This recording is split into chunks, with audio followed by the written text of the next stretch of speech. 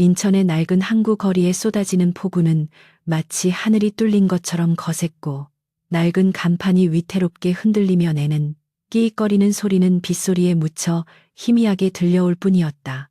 윤세아는 진료실에 불을 끄려다 말고 창밖을 응시했는데 그녀의 시선은 어둠 속에서 무언가 불길한 기운이 꿈틀거리는 것을 감지한 듯 날카롭게 빛나고 있었다. 이곳은 화려한 도시의 불빛이 닿지 않는 버려진 구역이었기에 이 시간에 찾아올 환자는 없다는 것을 누구보다 잘 알고 있었지만 군의관 시절부터 단련된 그녀의 본능은 오늘 밤 평온하게 잠들기는 그렇다는 사실을 조용히 경고하고 있었다. 그녀는 습관처럼 소독된 메스가 정렬된 트레이를 한 번 더 점검하며 깊은 한숨을 내쉬었고 축축한 공기 냄새 사이로 희미하게 섞여 들어오는 비릿한 피냄새를 맡았다. 갑자기 정적을 깨고 진료소의 낡은 유리문이 거칠게 열리며 비바람과 함께 검은 그림자가 안으로 들이닥쳤는데 그 남자는 바닥에 검붉은 피를 뚝뚝 흘리며 위태롭게 서 있었다. 최고급으로 보이는 검은색 정장은 이미 빗물과 핏물로 엉망이 되어 찢겨 있었고 창백하게 질린 얼굴 위로는 식은땀이 비처럼 흘러내리고 있었지만 그의 눈빛만은 죽어가면서도 결코 꺾이지 않는 맹수의 그것처럼 형형하게 빛나고 있었다. 세아는 비명을 지르거나 뒷걸음질 치는 대신 즉시 수술용 라텍스 장갑을 집어들며 남자의 복부에 넓게 퍼져 있는 붉은 얼룩을 눈으로 빠르게 훑어보았고 이것이 단순한 칼에 의한 자상이 아니라 총기 사고에 의한 관통상임을 단번에 간파해냈다. 남자는 무언가 말을 하려는 듯 핏기 없는 입술을 달싹였으나 끝내 소리를 내지 못하고 그대로 앞으로 고꾸라졌고 세아는 반사적으로 몸을 날려 그의 거대한 몸집을 온몸으로 받아냈다. 의식을 잃은 남자의 몸은 마치 물먹은 솜이나 납덩이처럼 무거웠지만 그녀는 이를 악물고 그를 낡은 진료용 침대로 끌어올린 뒤 거침없이 젖은 셔츠를 가위로 잘라내어 상처, 부위를 완전히 드러냈다. 복부 오른쪽을 관통한 총알은 다행히 주요 장기를 비껴나간 듯 보였으나 출혈량이 너무 많아 당장 지혈하고 탄두를 제거하지 않으면 저혈량성 쇼크로 사망할 가능성이 매우 높은 일각을 다투는 위급한 상황이었다. 이곳 허름한 진료소에는 대학 병원 수준의 정밀 마취 장비나 최첨단 바이탈 모니터 같은 것은 존재하지 않았기에 오로지 그녀의 오랜 경험에 의한 손기술과 기본적인 도구들에 의존의 생사를 가르는 도박을 해야만 했다. 세아는 다급하게 소독약을 상처 부위에 들이부어 세척하며 국소 마취 주사기를 집어들었고 그녀의 손놀림에는 한치의 망설임이나 공포에 의한 떨림도 없었다. 과거 포탄이 빗발치던 전쟁터와 다름없던 최전방 야전 병원에서 수없이 많은 병사들의 꺼져가는 목숨을 살려냈던 그녀에게 있어 이 정도의 열악한 환경은 낯선 것이 아니었으며 오히려 차가운 이성이 지배하는 그녀만의 익숙한 전장이었다. 날카로운 메스가 남자의 단단하게 단련된 복근을 가르고 들어가자 검붉은 피가 솟구쳐 올랐고 세아는 재빨리 거즈로 시야를 확보하며 터져버린 혈관을 찾아 지혈 겸자로 꽉 물렸다. 마취가 완전히 들지 않은 상태였기에 남자는 무의식 중에도 고통스러운 신음을 낮게 흘리며 몸을 뒤틀었지만 세아는 차가운 목소리로 움직이지 말라고 명령하듯 읊조리며 한 손으로 그의 몸을 힘으로 제압했다. 그녀의 이마에도 송골송골 식은땀이 맺히기 시작했지만 눈동자는 현미경처럼 상처 내부를 파고들었고 근육 깊이 박혀있는 총알의 정확한 위치를 찾기 위해 손가락 끝의 감각을 극도로 예민하게 세웠다. 금속 탐침이 근육 깊숙한 곳에서 딱딱한 이물질에 닿는 느낌이 손끝으로 전해져 왔는데 총알은 대동맥 바로 옆에 아슬아슬하게 박혀 있어 자칫 조금이라도 잘못 건드리면 대량 출혈로 이어질 수 있는 매우 위험한 위치였다. 세아는 숨소리조차 죽인 채 가느다란 핀셋을 조심스럽게 밀어 넣었고 밖에서는 천둥소리가 요란하게 울려 퍼졌지만 지금 이 순간 그녀의 귀에는 오직 남자의 불규칙하고 거친 심장, 박동 소리만이 들릴 뿐이었다. 이것은 단순한 의료 행위가 아니라 끈질기게 달라붙는 사신의 소나기에서 한 생명을 강제로 끄집어내는 치열한 사투였으며 그녀는 자신의 구역에서 이 싸움에 질 생각이 추호도 없었다. 마침내 핀셋 끝에 걸린 납작해진 총알이 미세한 소리를 내며 혈관과 근육 사이에서 빠져나왔고 세아는 그것을 차가운 스테인리스 트레이 위에 떨어뜨리며 긴 안도의 한숨을 내쉬었다. 땡그랑하는 맑은 금소금이 진료실의 무거운 정적을 갈랐고 그녀는 지체 없이 봉합 바늘을 들어 너덜너덜해진 피부 조직을 꼼꼼하고 빠르게 꿰매기 시작했다. 그녀의 바느질 솜씨는 예술에 가까울 정도로 정교하고 빨랐으며 흉터를 최소화하려는 미용적인 배려보다는 상처가 다시 벌어지지 않도록 단단하게 고정하는 군대식 실용성에 철저히 초점이 맞춰져 있었다. 모든 응급처치가 끝나고 수액 링거를 팔에 연결한 후에야 세아는 피 묻은 장갑을 벗어던지고 의자에 주저앉아 남자의 얼굴을 제대로 들여다볼 여유를 가질 수 있었다.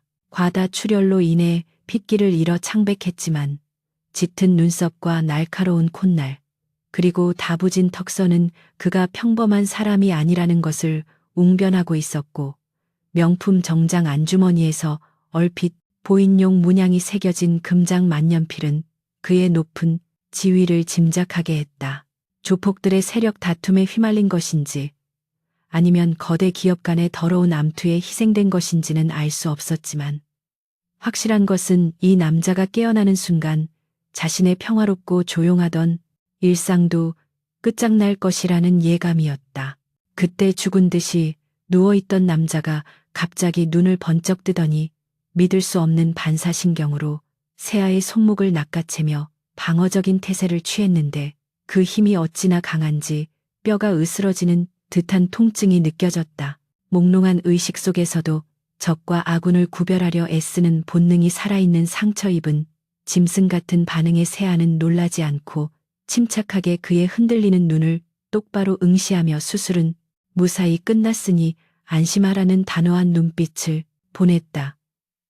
남자는 흐릿한 시야 너머로 보이는 세아의 감정 없는 차가운 얼굴을 한참 동안 응시하다가 이내 손에 들어갔던 힘을 풀고 다시 깊은 잠속으로 빠져들었다. 세아는 욱신거리는 손목을 문지르며 자리에서 일어나 진료실 바닥에 흩뿌려진 핏자국을 강력한 락스로 닦아내기 시작했는데 누군가 이 남자를 쫓고 있다면 핏자국은 가장 확실한 추적 단서가 될 것이기 때문이었다. 그녀는 진료소의 모든 불을 끄고 블라인드를 바닥까지 내린 뒤 창문 틈으로 밖을 내다보며 혹시 모를 추격자가 있는지 은밀하게 감시했고 서랍 깊숙한 곳에 보관해 두었던 군용 비상 단검을 꺼내 주머니에 넣었다. 사람을 살리는 의사의 손에 흉기가 들려있다는 것은 아이러니였지만 그녀는 자신의 환자를 외부의 위협으로부터 지키기 위해서라면 언제든지 다시 전사로 돌아갈 각오가 되어 있었다. 밤은 점점 깊어가고 빗줄기는 더욱 붉어져 세상을 삼킬 듯이 포효하고 있었지만 진료실 안은 링거액이 한 방울씩 떨어지는 규칙적인 소리만이 감돌며 기묘한 평온함을 유지하고 있었다. 침대에 누워있는 강태무라는 이름일지도 모를 이 남자는 지금은 세상에서 가장 취약한 존재처럼 보이지만 그가 깨어나서 보여줄 진짜 모습이 무엇일지 세아는 감히 상상조차 할 수 없었다. 그녀는 의자 등받이에 깊숙이 몸을 기대어 쪽잠을 청하면서도 모든 신경은 온통 출입문과 남자의 거친 숨소리에 곤두세우고 있었고 이것은 폭풍전야의 고요함처럼 위태롭고 긴장된 길고 긴 밤의 시작이었다. 과거 대학병원 흉부외과에서 억울한 누명을 쓰고 쫓겨나다시피 나온 이후로 세상의 이목을 피해 이곳 인천의 낡은 항구 구석에 숨어 지내며 다시는 권력 싸움이나 위험한 일에 휘말리지 않겠다고 다짐했었다. 하지만 눈앞에서 죽어가는 사람을 외면할 수 없다는 빌어먹을 의사로서의 양심이 또다시 그녀를 위험한 소용돌이 속으로 밀어넣고 말았다는 사실에 쓴웃음이 입가에 지어졌다. 만약 시간을 되돌린다 해도 그녀는 똑같은 선택을 했을 것이 분명했기에 후회는 없었지만 다가올 미래에 대한 막연한 불안감까지 떨쳐버릴 수는 없었고 그녀의 손은 주머니 속 단검의 차가운 감촉을 확인하고 있었다. 새벽 3시가 지날 무렵 빗소리 사이로 낯선 자동차, 여러 대의 엔진 소리가 진료소 앞 골목에서 뚝 끊기는 소리가 들려왔고 새아의 눈이 번개처럼 떠지며 어둠 속에서 푸른 빛을 발했다. 그녀는 반사적으로 자리에서 일어나 환자가 누워있는 침대 쪽으로 소리 없이 이동하며 주변의 지형지물을 확인했고 바깥에서 들려오는 구둣발 소리가 점점 가까워지고 있음을 감지했다. 이것은 단순한 환자의 방문이 아니라 명백한 살해를 품은 불청객들의 침입이었으며 그녀는 이 밤이 끝나기 전에 자신의 수술용 메스가 사람을 살리는 도구가 아닌 다른 용도로 쓰일 수도 있음을 직감했다. 자동차의 헤드라이트 불빛이 블라인드 틈새를 뚫고 진료실 내부를 한번 훑고 지나갔고 새아는 숨을 죽인 채 문 뒤에 몸을 숨기며 침입자들이 문을 부수고 들어오기를 기다렸다. 폭우가 쏟아지는 소리에 묻혀 문고리가 달그락거리는 소리가 들렸고 누군가 전문적인 도구로 잠금 장치를 해제하려는 움직임이 포착되었다. 윤세아의 눈빛은 더 이상 의사의 온화함이 아닌 적을 제압하기 위해 모든 감각을 곤두세운 냉혹한 사냥꾼의 눈빛으로 변해 있었고 그녀는 어둠 속에서 조용히 카운트다운을 시작했다. 잠금 장치가 해제되는 날카로운 금속음이 폭우 소리를 뚫고 들려오자 윤세아는 숨을 죽이고 진료실 문 뒤의 어둠 속으로 완전히 몸을 숨겼는데 그녀의 심박수는 오히려 차분하게 가라앉고 있었다. 문이 천천히 열리며 검은 우비를 입은 3명의 사내가 소리 없이 안으로 미끄러져 들어왔고 그들의 손에는 소음기가 장착된 권총이 들려 있어 이곳을 방문한 목적이 환자의 치료가 아닌 명백한 살인임을 증명하고 있었다. 새하는 놈들이 젖은 바닥을 밟으며 내는 미세한 마찰음과 거친 숨소리만으로 그들의 위치와 동선을 머릿속으로 그려나갔고 의사 가운 주머니 속에 넣어둔 메스를 역수로 쥐며 공격, 타이밍을 계산했다. 그녀는 이곳이 자신의 공간임을 누구보다 잘 알고 있었기에 지형지물을 이용한 기습만이 수적 열쇠를 극복하고 환자를 지킬 수 있는 유일한 방법이라고 판단했다. 사내들이 진료실 내부를 수색하기 위해 흩어지는 순간 새아는 번개처럼 움직여 가장 가까이 있던 놈의 뒤를 덮쳤고 망설임 없이 경동맥을 압박하는 동시에 메스로 손목의 인대를 정확하게 그어버렸다. 놈이 비명을 지르기도 전에 총이 바닥으로 떨어졌고 새아는 그의 몸을 방패 삼아 나머지 2명의 시야를 가리며 어둠 속으로 다시 사라지는 유령 같은 움직임을 보였다. 동료가 쓰러지는 소리에 놀란 나머지 2 사내가 당황하여 총구를 이리저리 돌리며 허공을 겨누었지만 이미 전등 스위치는 새아에 의해 파괴된 후였고 칠흑 같은 어둠 속에서 그들은 사냥꾼이 아닌 사냥감으로 전락해 있었다. 새아는 의대생 시절 수없이 해부학 실습을 하며 익혔던 인체의 급소와 군 복무 시절 익힌 살상 무술을 본능적으로 결합하여 살인 기계들을 하나씩 무력화시켜 나갔다. 갑작스러운 소란과 둔탁한 타격음이 진료실 안을 가득 채우자 마취 기운에 취해 잠들어 있던 강태무가 무거운 눈꺼풀을 힘겹게 들어 올리며 흐릿한 의식을 되찾기 시작했다. 그의 시야에 들어온 것은 어둠 속에서 번개가 칠 때마다 간헐적으로 모습을 드러내는 한 여자의 실루엣이었는데 그녀는 마치 춤을 추듯 우아하면서도 치명적인 동작으로 거구의 사내들을 제압하고 있었다. 피냄새와 화약냄새가 뒤섞인 공기 속에서 그녀가 휘두르는 은색 메스는 섬광처럼 빛났고 태무는 자신이 지금 꿈을 꾸고 있는 것인지 아니면 지옥에서 자신을 마중 나온 저승사자를 보고 있는 것인지 혼란스러웠지만 한 가지 확실한 것은 그녀가 자신을 지키기 위해 필사적으로 싸우고 있다는 사실이었다. 마지막 남은 침입자는 동료들이 순식간에 당하자 공포에 질려 무차별적으로 총을 난사하기 시작했는데 총알이 약장과 의료기기들을 박살내며 유리 파편이 사방으로 튀어 올랐다. 세아는 파편의 얼굴이 긁히는 것도 아랑곳하지 않고 바닥을 구르며 사각지대로 피했고 놈이 탄창을 교체하려는 찰나의 틈을 놓치지 않고 달려들었다.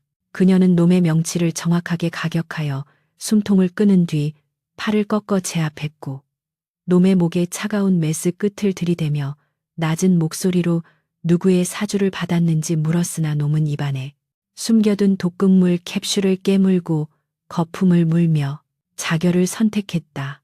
프로 암살자들의 전형적인 수법을 눈앞에서 확인한 세아는 상황이 자신이 생각했던 것보다 훨씬 더 심각하고 거대한 음모와 연결되어 있음을 직감하고 씁쓸한 표정으로 놈을 바닥에 내동댕이 쳤다. 모든 상황이 종료되고 다시 정적이 찾아온 진료실에는 거친 숨소리와 빗소리만이 남았고 세아는 흐트러진 호흡을 가다듬으며 엉망이 된 옷매무새를 추슬렀다.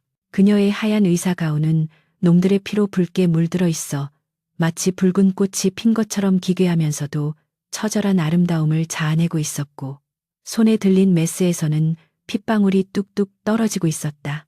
그녀는 침대 쪽으로 고개를 돌려 환자의 상태를 확인했는데 강태무가 침대 헤드에 몸을 기대고 앉아 고통을 참으며 자신을 뚫어지게 쳐다보고 있는 것과 눈이 마주쳤다. 태무의 눈빛에는 놀라움과 경계심, 그리고 알 수 없는 흥미로움이 복합적으로 섞여 있었지만 세아는 아무런 말 없이 다가가 그의 링거줄을 점검하고 상처 부위가 터지지 않았는지 살피는 의사로서의 본분에만 충실했다. 태무는 자신을 치료해준 이 여자가 방금 전 보여준 압도적인 무력과 지금 보여주는 냉철한 의료 행위 사이의 괴리감에 혀를 내두르며 마른 침을 삼켰다. 그는 쥐어짜는 듯한 목소리로 당신 정체가 뭐야? 의사야? 아니면 킬러야? 라고 물었지만 세아는 대답 대신 그의 입에 거즈를 물려주며 말하면 상처 벌어집니다. 살고 싶으면 입 다물고 지시대로 하세요. 라고 딱 잘라 말했다. 그녀의 태도에는 한국 최고의 기업 총수인 자신을 대하는 어려움이나 아첨 따위는 전혀 찾아볼 수 없었고 오로지 환자의 생존만을 생각하는 지독한 프로의식만이 느껴질 뿐이었다.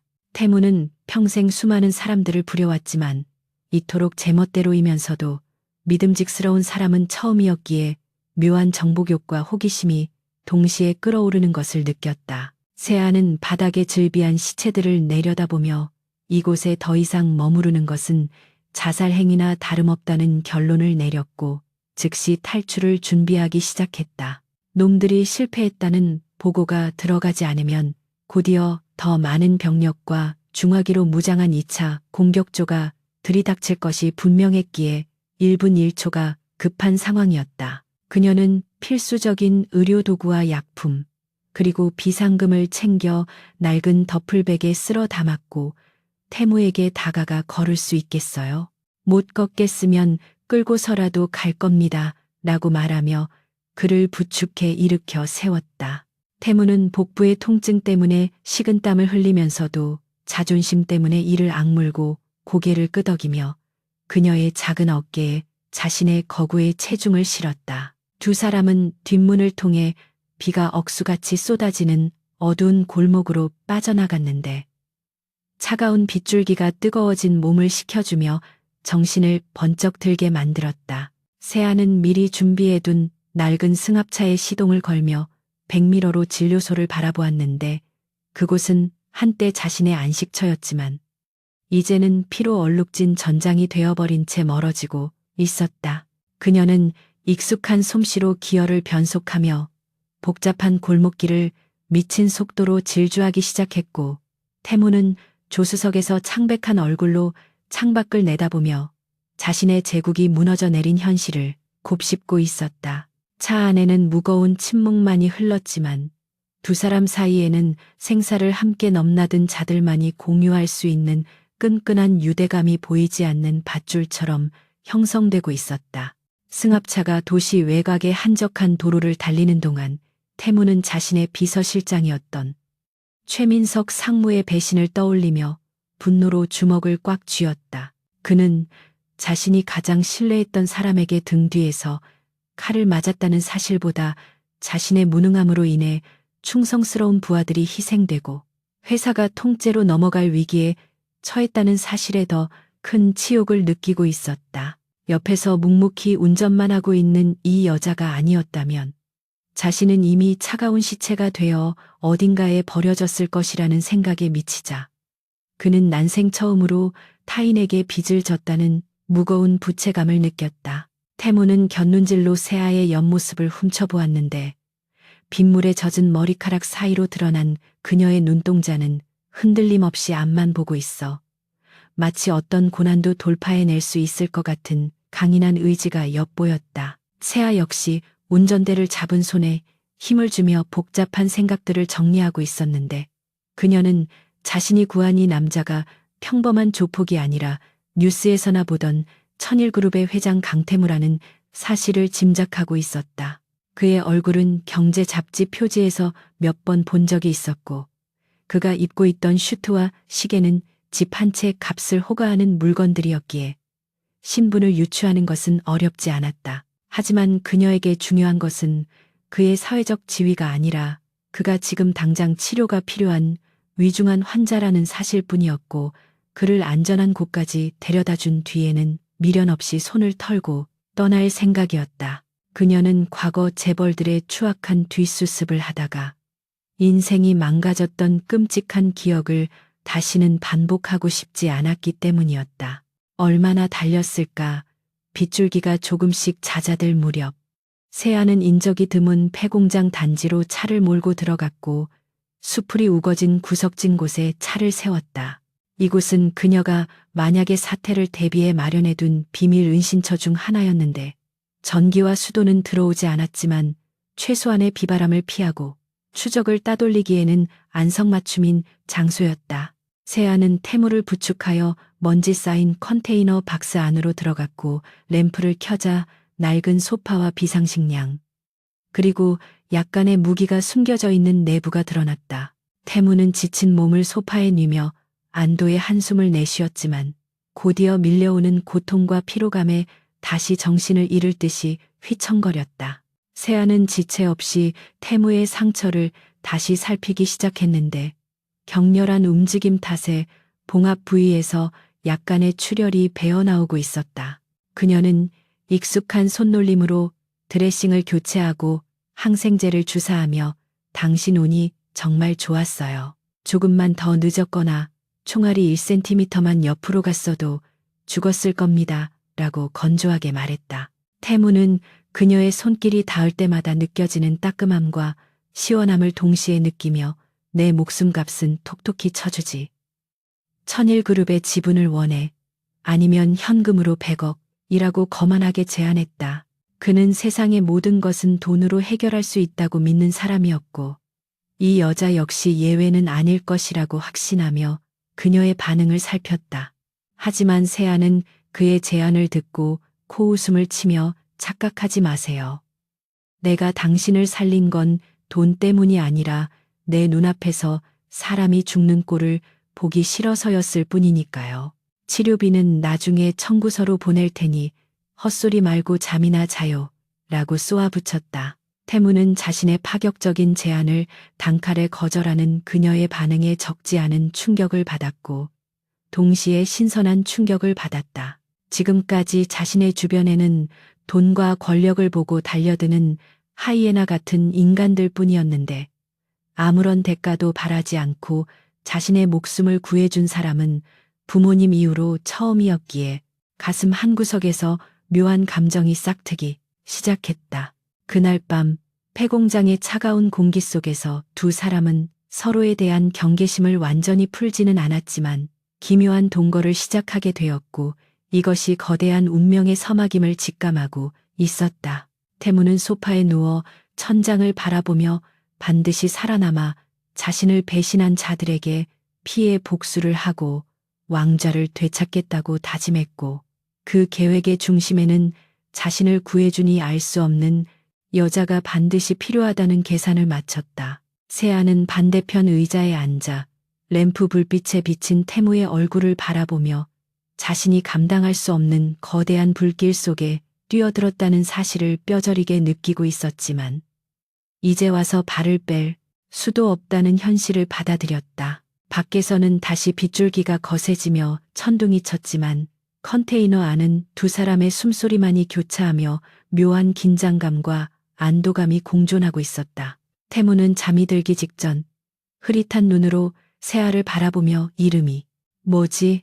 라고 힘겹게 물었고 세아는 잠시 망설이다가 윤세아라고 짧게 대답했다. 태무는 그 이름을 입안에서 몇 번 굴려보며 마치 주문을 외우듯 가슴 깊이 새겨 넣었고 언젠가 이 이름이 자신의 인생에서 가장 중요한 단어가 될 것이라는 예감을 안고 깊은 잠에 빠져들었다. 아침이 밝아오자 비는 완전히 그치고 맑은 햇살이 폐공장에 깨진 창문 틈으로 쏟아져 들어와 먼지 쌓인 바닥을 비추었다. 세아는 밤새 한숨도 자지 않고 태무의 상태를 살피며 경계를 섰기에 눈밑이 삼하고 피로가 역력했지만 그녀의 눈빛만은 여전히 맑고 또렷하게 빛나고 있었다. 태무가 눈을 떴을 때 가장 먼저 본 것은 햇살을 등지고 앉아 자신의 총을 분해해서 손질하고 있는 세아의 모습이었는데 그 모습이 마치 전쟁의 여신처럼 성스럽고도 위험 있어 보여 잠시 넋을 잃고 바라보았다. 이제 두 사람은 쫓기는 도망자 신세가 되었지만 그들의 눈빛에는 절망보다는 새로운 싸움을 준비하는 전사의 투지가 불타오르고 있었다. 폐공장의 컨테이너 안으로 스며드는 아침 햇살은 차갑고 날카로웠지만 강태무가 눈을 떴을 때 느낀 감각은 그보다 훨씬 더 시리고 고통스러운 현실의 무게였다. 그는 욱신거리는 복부의 통증을 참아내며 상체를 일으켰고 먼지 낀 공기 속에서 자신의 생명을 구해준 여자가 낡은 버너로 끓이고 있는 인스턴트 커피의 씁쓸한 향기를 맡았다. 태무는 자신의 몸을 감싸고 있는 투박한 담요와 붕대 그리고 이 초라한 은신처를 둘러보며 불과 하루 전까지만 해도 대한민국 경제의 정점에 서서 모든 것을 호령하던 자신의 처지가 순식간에 나락으로 떨어졌음을 실감했다. 하지만 그의 눈빛은 절망으로 흐려지기보다는 분노와 복수심으로 더욱 맹렬하게 타오르고 있었고 머릿속은 이미 자신을 이 지경으로 만든 배신자들에 대한 처단 계획으로 복잡하게 돌아가기 시작했다. 윤세아는 태무가 깨어난 것을 눈치채고 종이컵에 담긴 뜨거운 커피를 그에게 건넸는데 그녀의 표정은 여전히 무심하고 건조해서 무슨 생각을 하고 있는지 도무지 읽어낼 수가 없었다. 태무는 떨리는 손으로 커피를 받아들며 감사의 인사 대신 지금 바깥 상황이 어떻지? 내 실종 소식이 뉴스에 나왔나? 라고 날카롭게 물으며 본론으로 직행했다. 세아는 구석에 놓여있던 태블릿 PC를 켜서 그에게 던져주었는데 화면에는 천일그룹 강태무 회장, 의문의 요트 사고로 실종, 최민석 상무 비상 경영체제 돌입이라는 속보가 대문짝만하게 실려 있었다. 태무는 화면 속에서 가증스러운 슬픈 표정을 짓고 있는 자신의 숙부 최민석의 얼굴을 보며 입술을 깨물었고 그가 이 모든 일을 꾸민 배우임을 확신하며 태블릿을 바닥에 내동댕이 쳤다. 태무는 끓어오르는 분노를 억누르며 세아를 향해 고개를 돌렸고 그녀에게 거부할 수 없는 제안을 하기 위해 특유의 오만한 사업가적 태도를 취했다. 윤세아 씨라고 했나? 당신이 내 목숨을 구한 건 인정하지. 하지만 이대로 숨어만 있을 수는 없어. 내가 다시 회장직에 복귀할 때까지 나를 경호하고 돕는다면 그 대가로 당신이 평생 만져보지 못할 거액, 구체적으로 500억을 주지. 그는 자신의 제안이 당연히 받아들여질 것이라 믿어 의심치 않았는데 세상의 모든 사람들은 가격표가 붙어 있다고 생각하는 것이 그가 살아온 방식이었기 때문이었다. 그의 눈에는 낡은 옷을 입고 폐공장에 숨어 지내는 이 전직 의사가 돈 앞에 굴복할 수밖에 없는 또 하나의 속물로 비치고 있었다. 그러나 세아의 반응은 그의 예상을 완전히 빗나갔는데 그녀는 코웃음을 치며 바닥에 떨어진 태블릿을 주워 먼지를 털어낼 뿐 그의 제안에는 눈길조차 주지 않았다. 그녀는 차가운 목소리로 착각이 심하시네요. 강 회장님. 내가 당신을 살린 건 당신 지갑 사정이 궁금해서가 아니라 내 눈앞에서 피 흘리는 환자를 외면할 수 없었던 의사로서의 본능 때문이었어요. 당신들의 그 더러운 돈노름이나 권력 싸움에 내 인생을 걸 생각 따위는 추호도 없으니 꿈 깨세요. 라고 쏘아붙였다. 세아에게 있어 돈은 생명을 사고 파는 도구가 될 수 없었으며 과거 돈 때문에 양심을 팔라고 강요받았던 끔찍한 기억이 그녀로 하여금 태무의 제안을 더욱더 경멸하게 만들고 있었다. 태무는 난생 처음 겪어보는 모욕감과 당혹감에 얼굴이 붉어졌지만 동시에 그녀의 눈빛에서 거짓이나 가식이 전혀 없다는 것을 읽어내고 묘한 전율을 느꼈다. 지금까지 자신의 주변에는 돈과 권력을 보고 아첨하는 간신배들 뿐이었는데 이토록 당당하게 자신의 면전에 대고 거절을 날리는 여자는 처음이었기에 그는 그녀를 다시 평가하게 되었다. 그는 헛기침을 하며 분위기를 바꾸려 했지만 세아는 이미 짐을 챙기며 상처가 터지지 않게 조심하면서 여기서 나가야 해요. 당신 삼촌이라는 사람이 멍청이가 아니라면 곧 이 주변도 수색할 테니까. 라고 말하며 그를 현실로 끌어당겼다. 태무는 자존심이 상했지만 지금은 그녀의 도움이 절실히 필요하다는 사실을 인정할 수밖에 없었기에 묵묵히 그녀의 지시를 따르기로 했다. 두 사람은 폐공장을 빠져나와 낡은 승합차에 몸을 실었는데 태무는 조수석에 앉아 창밖을 경계하며 자신의 제국을 되찾기 위한 구체적인 전략을 구상하기 시작했다. 그는 세아에게 돈이 싫다면 거래 조건을 바꾸지. 당신은 과거에 뭔가 억울한 일로 의사 면허를 잃은 것 같은데 내가 복귀하면 당신의 명예를 회복시켜주고 다시 최고의 병원에서 일할 수 있게 해주지. 이건 돈이 아니라 정의에 관한 거래야. 라고 수정 제안을 던졌다. 세아는 운전대를 잡은 손을 잠시 멈칫했지만 이내 내 명예는 내가 알아서 찾아요. 하지만 당신이 죽게 내버려 두진 않겠어요. 그게 내 정의니까. 라고 대답하며 묘한 여지를 남겼다. 이것은 두 사람 사이에 보이지 않는 신뢰의 싹이 트기 시작했음을 알리는 신호였으며 서로 다른 목적을 가진 두 사람이 하나의 목표를 향해 달리는 기묘한 동행이 시작된 순간이었다. 그때 태무의 손목에 차고 있던 스마트워치에서 미세한 진동이 울렸고 그는 즉시 시계를 풀어 창밖으로 던져버리며 위치 추적기가 작동됐어. 놈들이 우리 위치를 파악했을 거야. 최대한 빨리 도심으로 들어가서 인파 속에 섞여야 해. 라고 다급하게 외쳤다. 세아는 백미러를 통해 뒤따라오는 검은색 세단 두 대를 발견하고 엑셀러레이터를 끝까지 밟으며 꽉 잡아요. 멀미할 수도 있으니까. 라고 소리쳤다. 승합차는 굉음을 내며 도로를 질주하기 시작했고 세아는 현란한 운전 솜씨로 골목길과 대로를 넘나들며 추격자들을 따돌리기 위한 필사의 레이스를 펼쳤다. 태무는 흔들리는 차 안에서 고통을 참으며 냉철하게 내비게이션을 조작해 도주 경로를 지시했고 두 사람의 호흡은 마치 오랫동안 손발을 맞춰온 파트너처럼 완벽하게 맞아들어가고 있었다. 추격전 끝에 세아는 복잡한 재래시장 뒷골목에 차를 버리고 태무를 부축하여 미로 같은 시장 통로로 숨어들었는데 시장 상인들의 웅성거림과 냄새가 그들의 존재를 감춰주었다. 그들은 허름한 여관방을 잡아 잠시 숨을 돌렸는데 좁고 눅눅한 방 안에서 두 사람은 서로의 거친 숨소리를 들으며 바닥에 주저앉았다. 태무는 땀에 젖은 셔츠를 풀어헤치며 상처를 확인했고 세아는 익숙하게 구급 상자를 꺼내 다시 드레싱을 시작했는데 그 과정에서 두 사람 사이에 미묘한 긴장감이 흘렀다. 태무는 자신의 상처를 돌보는 세아의 집중한 얼굴을 내려다보며 그녀가 단순히 강한 여자가 아니라 상처 입은 사람을 진심으로 위로할 줄 아는 따뜻한 마음을 가진 사람임을 깨닫고 가슴 한구석이 아릿해지는 것을 느꼈다. 왜 하필 나였어? 태무가 낮은 목소리로 물었다. 그날 밤 그냥 경찰에 신고하고 모른 척 할 수도 있었잖아.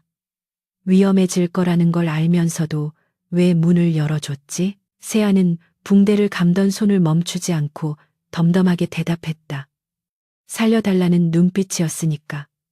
당신은 죽음을 각오한 게 아니라 살고 싶어서 발버둥 치고 있었어. 의사는 살고 싶어 하는 환자를 포기하지 않아. 그게 깡패 두목이든 재벌 회장이든 상관없이. 태무는 그녀의 대답에 멍하니 할 말을 잃었고 자신이 평생 지켜온 승자독식의 냉혹한 세계관이 이 작은 여자의 신념 앞에서 무너져 내리는 듯한 충격을 받았다. 그는 비로소 그녀를 돈으로 매수해야 할 용병이 아닌 존경하고 의지할 수 있는 파트너로 인식하기 시작했다. 세아 역시 태무가 고통 속에서도 흐트러지지 않으려는 강인한 정신력을 보며 그에 대한 편견을 조금씩 지워나가고 있었다. 재벌 3세라는 타이틀 뒤에 숨겨진 그의 고독과 치열한 생존 본능을 엿본 그녀는 그가 단순히 운 좋게 태어난 도련님이 아니라 수많은 적들 사이에서 살아남기 위해 스스로를 단련해온 전사임을 인정하게 되었다. 당신 삼촌이란 작자 보통 내기가 아니에요. 내가 훔쳐본 바로는 당신 조직 내부 시스템을 이미 장악했어요. 우리가 이길 확률은 얼마나 되죠? 세아의 질문에 태무는 차가운 미소를 지으며 대답했다. 0%에 가깝지. 하지만 나는 불가능을 가능으로 만들어서 그 자리에 올라갔어. 그리고 이제 나에겐 최고의 의사이자 보디가드인 당신이 있잖아. 태무는 여관방에 비치된 낡은 컴퓨터를 켜고 다크웹을 통해 자신의 숨겨진 비밀 계좌와 정보망에 접속을 시도했다. 최민석이 회사의 공식 라인을 모두 차단했겠지만 태무가 만약을 대비해 심어둔 100도어까지는 찾아내지 못했을 것이라는 계산이었다. 화면에 복잡한 코드들이 쏟아지자 태무의 손가락은 피아니스트처럼 빠르게 키보드를 두드렸고 세아는 창가에 서서 커튼 틈으로 바깥을 감시하며 그를 보호했다. 두 사람은 이제 단순한 도망자가 아니라 거대한 악에 맞서 반격을 준비하는 혁명군이 되어 있었고 좁은 여관방은 그들의 작전 지휘소가 되었다. 밤이 깊어가고 태무는 마침내 자신의 비밀 금고 위치와 충성스러운 잔존 세력의 명단을 확보하는 데 성공했다. 찾았어. 반격의 실마리. 태무의 눈이 맹수처럼 빛났고 세아는 그의 어깨 너머로 모니터를 바라보며 고개를 끄덕였다. 하지만 그들이 움직이기 위해서는 먼저 해결해야 할 문제가 있었는데 그것은 바로 태무의 움직임을 제한하는 부상과 부족한 장비 그리고 무엇보다 두 사람을 노리는 킬러들의 포위망을 뚫고 나가는 것이었다. 태무는 세아를 바라보며 진지한 목소리로 말했다. 윤세아, 이제부터는 진짜 전쟁이야. 당신이 원하든 원하지 않든 우리는 한 배를 탔어. 내가 왕자를 되찾는 날 당신에게 세상에서 가장 완벽한 자유를 선물하지. 세아는 피식 웃으며 단검을 칼집에 꽂아 넣었다. 자유는 원래 내 거였어요. 당신 목숨이나 잘 챙겨요, 파트너. 이 불편하지만 강력한 동맹은 이제 돌이킬 수 없는 강을 건넜고 두 사람은 서로의 등을 맡긴 채 어둠 속으로 걸어 들어갈 준비를 마쳤다. 최민석과 그를 따르는 배신자들은 아직 모르고 있었다. 그들이 건드린 것이 단순히 부상당한 사자가 아니라 잃을 것이 없는 여전사와 손잡은 괴물이라는 사실을. 태무와 세아는 여관방을 나서며 차가운 밤 공기 속으로 사라졌고 그들의 뒤에는 거대한 폭풍이 몰아치기 직전의 고요함만이 남았다. 낡은 여관방의 형광등은 웅웅거리는 소리를 내며 불안하게 깜빡거렸고 그 아래서 윤세아는 편의점에서 사온 샌드위치를 씹으며 창밖의 동태를 살피고 있었는데 그녀의 눈빛은 마치 먹이를 노리는 맹금류처럼 날카롭게 거리를 훑고 있었다. 침대에 걸터앉아 노트북 화면을 노려보던 강태무는 문득 타자 치는 손을 멈추고 그녀의 등 뒤에 대고 당신 같은 실력을 가진 의사가 왜 인천의 그 지저분한 항구 구석에 처박혀 있었는지 궁금하군. 단순히 돈이 없어서 개업하지 못한 건 아닐 테고 라고 물으며 전곡을 찔렀다. 세아는 씹던 것을 삼키고 잠시 침묵을 지키다 씁쓸한 미소를 지으며 돌아섰는데 그녀의 표정에는 지나간 시간의 풍파와 씻을 수 없는 억울함이 고스란히 담겨 있어 태무로 하여금 묘한 동질감을 느끼게 만들었다. 그녀는 과거 국내 최고의 대학병원 흉부외과에서 최연소 교수로 거론될 만큼 촉망받던 인재였으나 병원 이사장의 아들이 저지른 의료사고를 덮으라는 윗선의 지시를 거부하고 내부 고발을 시도하다가 오히려 환자의 기록을 조작했다는 누명을 쓰고 불명예스럽게 쫓겨난 과거를 덤덤하게 털어놓았다. 태무는 세아의 이야기를 들으며 자신의 처지와 소름 끼칠 정도로 닮아있는 그녀의 운명의 깊은 연민과 분노를 동시에 느꼈는데 그것은 믿었던 조직과 혈육에게 배신당해 하루아침에 모든 것을 잃고 도망자 신세가 된 자신의 현재 모습이 투영되었기 때문이었다. 법과 정의가 살아있다고 믿었던 내가 바보였죠. 그들은 자신들의 카르텔을 지키기 위해 한 사람의 인생을 짓밟는 것쯤은 아무렇지도 않게 생각하는 작자들이니까요. 세아의 자주 섞인 말에 태무는 주먹을 꽉 쥐며 우리는 같은 종류의 상처를 가진 짐승들이군. 하지만 기억해. 상처 입은 짐승이 가장 무서운 법이야. 그들이 우리를 짓밟으려 했다면 우리는 그들의 발목을 물어뜯어서라도 다시 일어서야 해.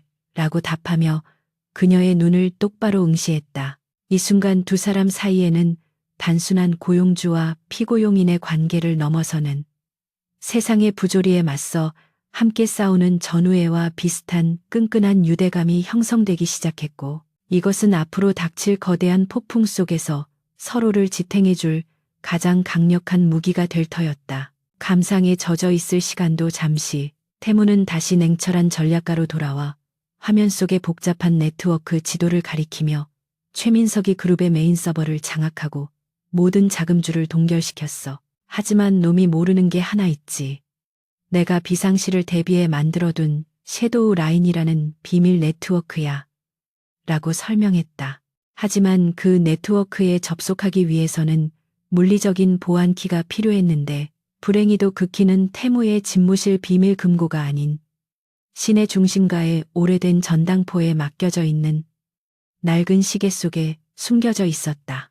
현재 태무의 얼굴은 전국의 지명 수배 전단과 뉴스에 도배가 되어 있어 밖으로 나가는 순간 체포되거나 암살당할 위험이 컸기에 그는 세아에게 자신의 손과 발이 되어줄 것을 부탁해야만 했다. 세아는 망설임 없이 고개를 끄덕이며 캡모자를 눌렀었고 당신은 여기서 머리만 굴려요. 밖에서 뛰는 건 내가 할 테니 라고 말하며 태무에게서 건네받은 위치 정보와 암호를 머릿속에 입력했다. 세아가 어둠이 내려앉은 도시의 뒷골목으로 스며들었을 때 거리는 이미 최민석이 고용한 사설 용역 깡패들과 매수된 경찰들이 깔려 있어 숨쉬기조차 힘들 정도로 삼엄한 경계가 펼쳐져 있었다.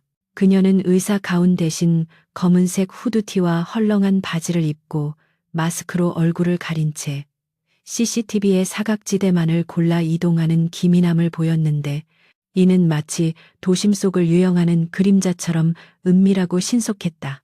골목 모퉁이를 돌 때마다 느껴지는 인기척과 사이렌 소리에 심장이 요동쳤지만 그녀는 군 시절 적진에 침투하던 기억을 되살려 호흡을 조절하고 주변의 지형지물을 완벽하게 활용하며 포위망을 하나씩 뚫고 나갔다.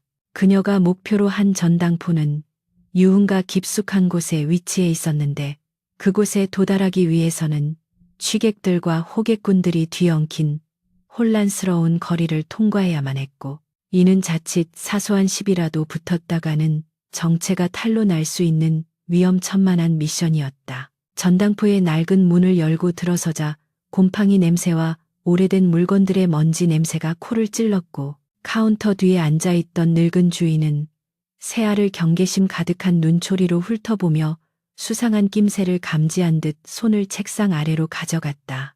세아는 당황하지 않고 태무가 알려준 암구호인 비 오는 날에 낡은 우산이라는 말을 낮게 읊조렸고 주인은 그제야 경계를 풀고 금고에서 낡은 기계식 시계 하나를 꺼내 건네주었다.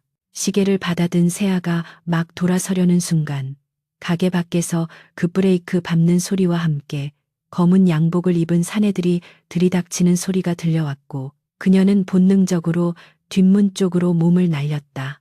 추격자들이 가게 안을 난장판으로 만들며 그녀를 찾기 시작하자 세아는 좁은 뒷골목의 담벼락을 타고 넘어 옆 건물 옥상으로 도주하며 숨막히는 추격전을 벌여야 했다. 옥상 위를 달리는 세아의 뒤로 총알이 스치고 지나가며 콘크리트 바닥을 때렸지만 그녀는 뒤도 돌아보지 않고 건물 사이를 뛰어넘으며 놈들의 시야에서 벗어나기 위해 필사적으로 움직였다. 그녀는 빨래 건조대에 걸린 옷들을 무너뜨려 추격자들의 진로를 방해하고 옥상에 쌓여있던 폐자재들을 발로 차서 놈들을 넘어뜨리는 등 지형을 이용한 게릴라 전술을 펼치며 거리를 벌려나갔다. 마침내 미로 같은 골목길을 빠져나와 안전 가옥인 여관방으로 돌아왔을 때 그녀의 온몸은 땀과 먼지로 범벅이 되어 있었고 숨은 턱끝까지 차올라 있었지만 손에는 태무가 그토록 원하던 시계가 안전하게 들려 있었다.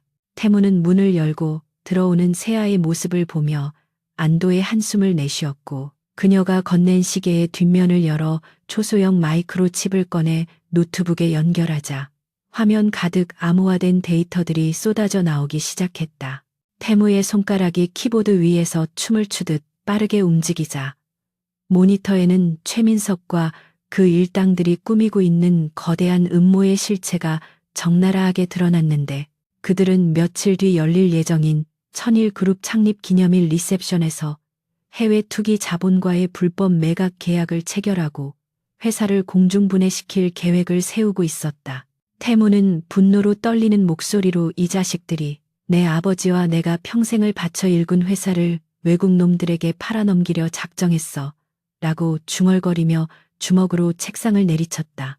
이 매각을 막기 위해서는 리셉션 장소인 그룹 본사 대연회장에 잠입하여 메인 서버실에 직접 접속 매각 승인 코드를 무효화하고 최민석의 비자금 장부를 전 세계 언론에 폭로하는 수밖에 없었다. 하지만 그곳은 현재 최민석의 사병 조직과 최고 수준의 보안 시스템으로 요새화되어 있어 정면 돌파는 자살 행위나 다름없었고 치밀하고 대담한 잠입 계획이 필요했다. 태무는 화면에 뜬 리셉션 초대장과 건물 설계도를 번갈아 보며 세아에게 고개를 돌렸는데 그의 눈빛에는 위험하지만 매혹적인 제안이 담겨 있었다. 윤세아, 당신이 다시 한번 내 손발이 되어줘야겠어.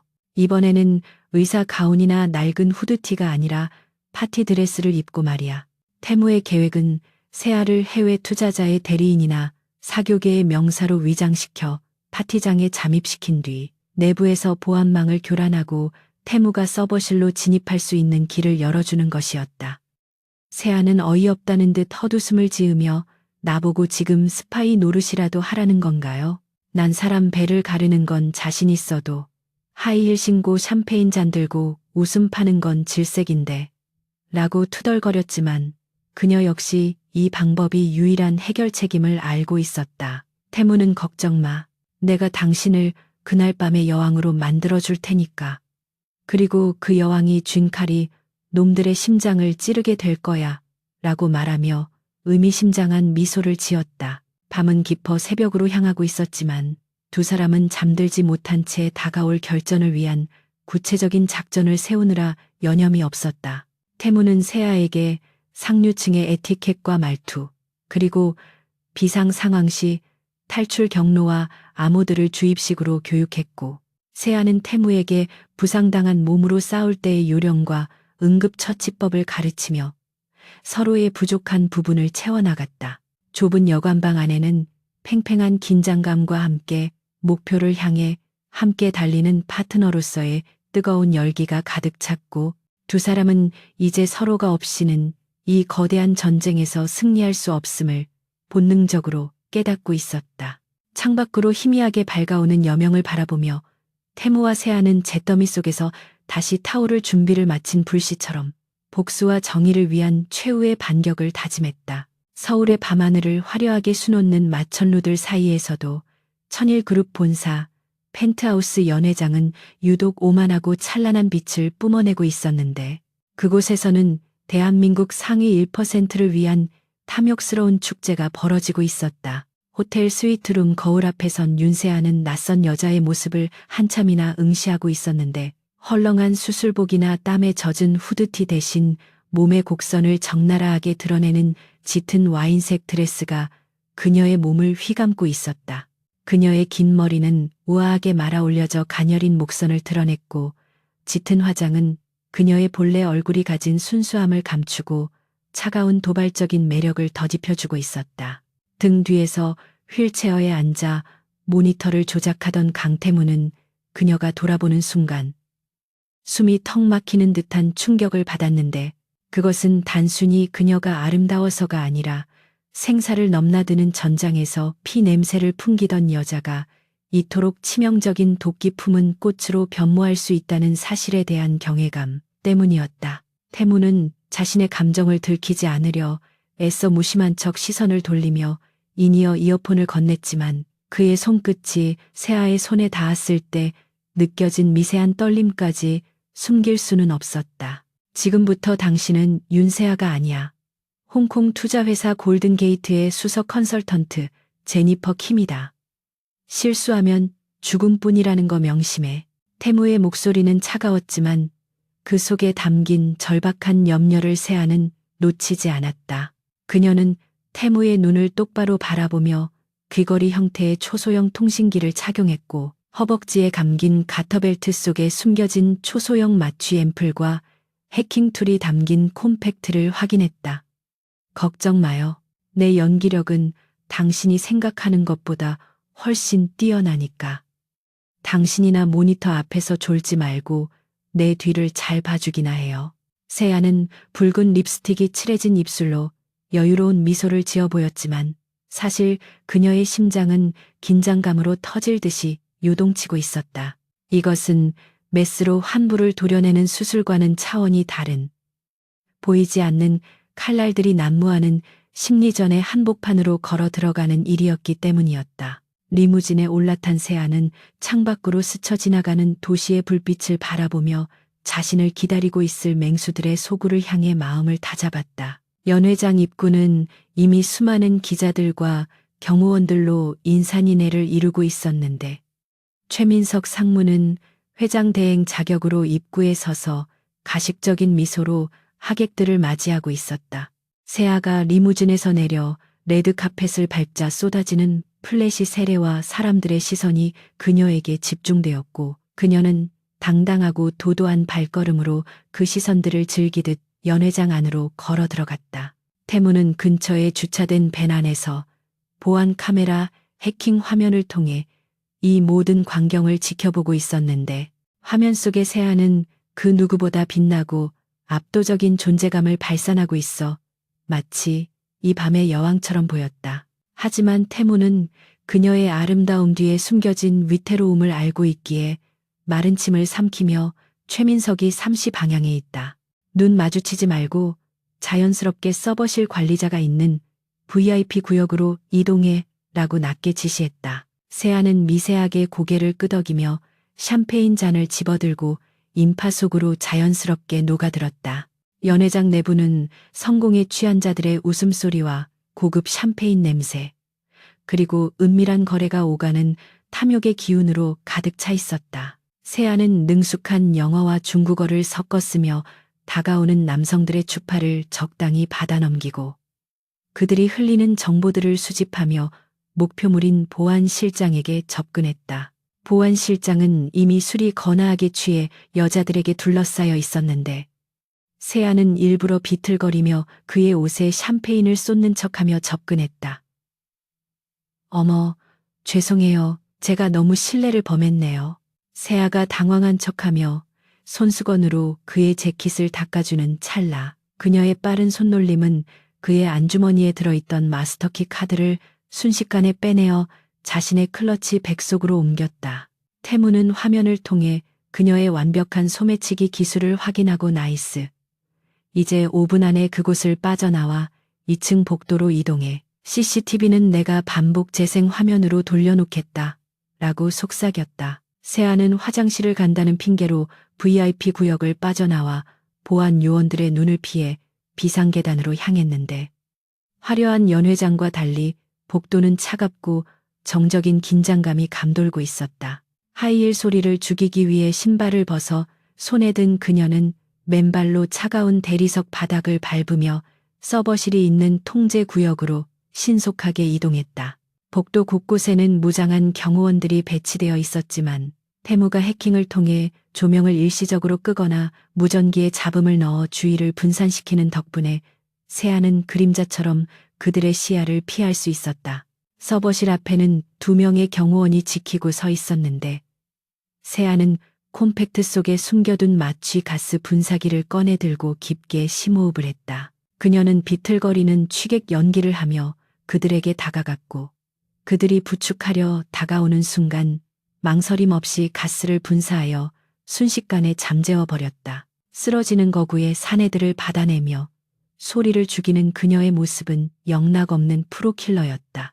마침내 서버실 문 앞에 선 세아는 훔친 마스터키를 리더기에 긁었고 굳게 닫혀있던 육중한 철문이 육중한 소리를 내며 열렸다.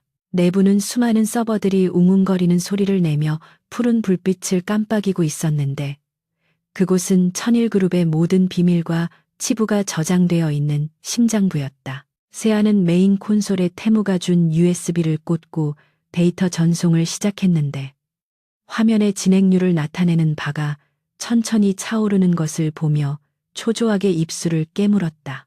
전송 시작됐어요. 얼마나 걸리죠? 세아의 다급한 목소리에 태무는 3분. 딱 3분만 버텨. 그 안에 놈들의 매각 계약서는 휴지 조각이 되고 최민석의 비자금 장부는 전 세계 뉴스에 뿌려질 거다라고 대답했다. 하지만 그 3분이라는 시간은 적진 한복판에 홀로 남겨진 세아에게는 3년처럼 길고 고통스러운 시간이었다. 그때 갑자기 연회장에 있던 최민석이 무언가 이상함을 감지한 듯 보안실장을 찾기 시작했고 보안실장이 마스터키가 사라진 것을 깨닫고 고함을 지르는 소리가 태무의 도청 장치를 통해 들려왔다. 들켰어. 놈들이 서버실로 가고 있다. 지금 당장 거기서 나와야 해. 태무의 절규에 가까운 외침이 인이어를 통해 울렸지만 데이터 전송률은 아직 80%에 머물러 있었다. 세아는 도망칠 것인가? 아니면 끝까지 임무를 완수할 것인가를 두고 찰나의 고민에 빠졌지만 이내 결연한 표정으로 문을 안에서 걸어 잠그고 의자를 끌어다가 문고리를 막았다. 그녀는 태무를 위해 그리고 자신의 신념을 위해 이 위험한 도박을 끝까지 밀어붙이기로 결심한 것이었다. 윤세아, 미쳤어? 나오라고. 당신 죽는 꼴 못 봐. 태무는 분노와 공포로 이성을 잃고 소리쳤지만 세아는 차분하게 대답했다. 당신이 그랬잖아요. 왕좌를 되찾으라고. 내가 그 길을 열어줄게요. 밖에서는 경호원들이 문을 부수려고 쾅쾅거리는 소리가 천둥처럼 울려 퍼졌고 세아는 공포에 떨리는 손을 부여잡고 모니터 화면만을 뚫어지게 응시했다. 90%, 95%, 98%. 숫자가 올라갈수록 문은 점점 찌그러져 갔고 틈새로 놈들의 살기등등한 눈빛이 보이기 시작했다. 마침내 100% 완료 메시지가 뜨는 순간 세아는 USB를 뽑아 창밖으로 던져버리고는 두 손을 들고 문을 열어주었다. 들이닥친 경호원들에게 거칠게 제압당해 바닥에 짓눌리면서도 세아는 헝클어진 머리카락 사이로 승리의 미소를 지었다.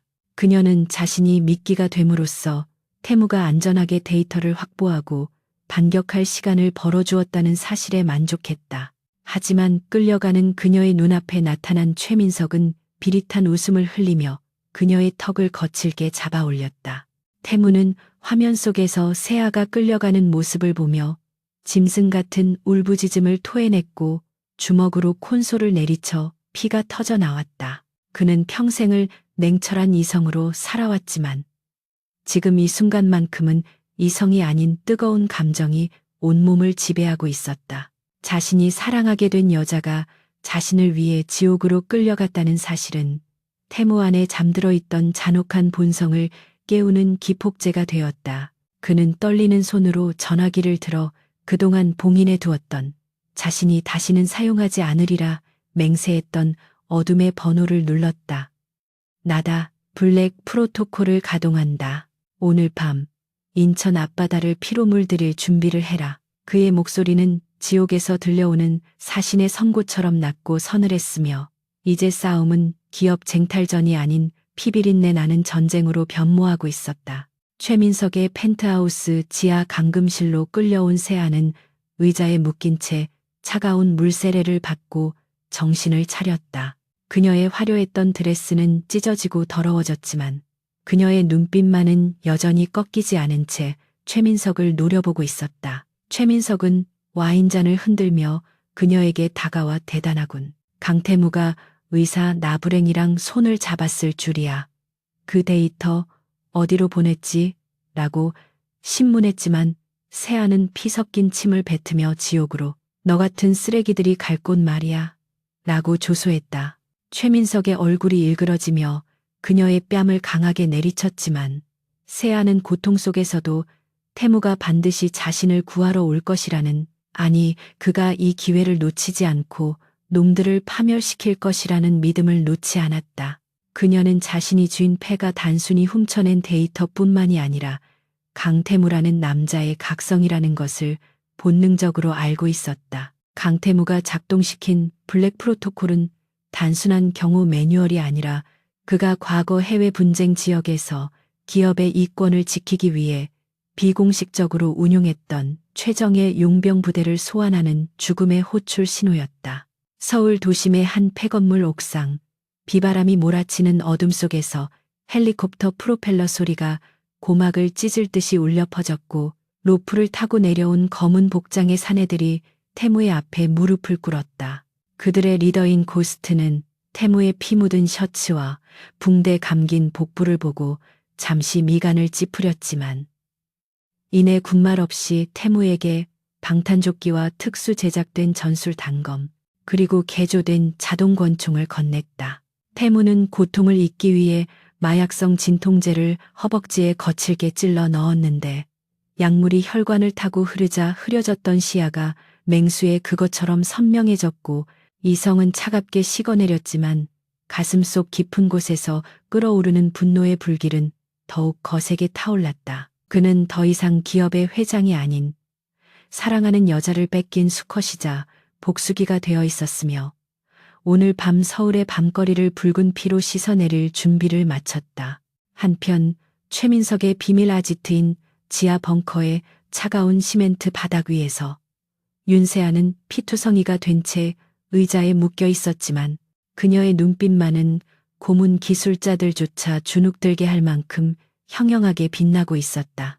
최민석은 그녀의 손톱 밑을 바늘로 찌르며 태무의 은신처와 빼돌린 데이터에 암호를 불라고 협박했지만 세아는 고통에 찬 비명 대신 해부학적 지식을 동원하여 고통을 객관화하고 정신을 분리시키는 지독한 정신력을 발휘하고 있었다. 그녀는 오히려 거친 숨을 몰아쉬며 당신 간 기능이 많이 안 좋아 보이는데 눈의 황달 기운이나 손떨림을 보니 알코올성 치매 초기 증상도 있군요.